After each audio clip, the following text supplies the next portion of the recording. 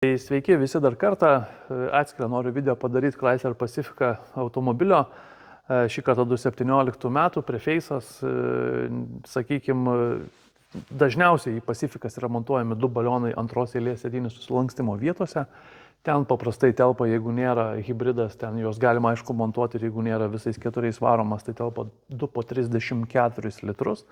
Bet vienas iš variantų ir alternatyvų yra sumontuoti du balionus čia.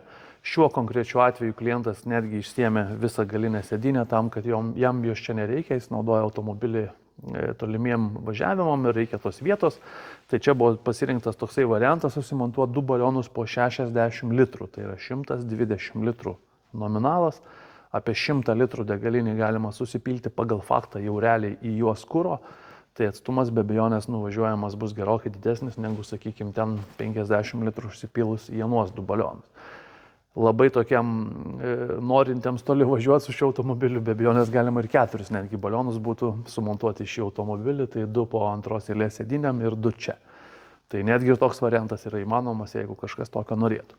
Tai va, tai tiesiog atskiras video apie tai, vien pamastymui, kad ir tokie variantai yra įmanomi. Tiesa, tokius variantus ir tokius balionus mums reikia žinoti iš anksto, užsakyti atskirai, nes jeigu ten vidiniam dažniausiai įprastam variantui mes turim, sakykime, tų balionų apie 10 paprastai sandėly visada, tai šitie balionai yra jau tokie specialių užsakymų užsakomi, būtent tokio nestandartinio matmens.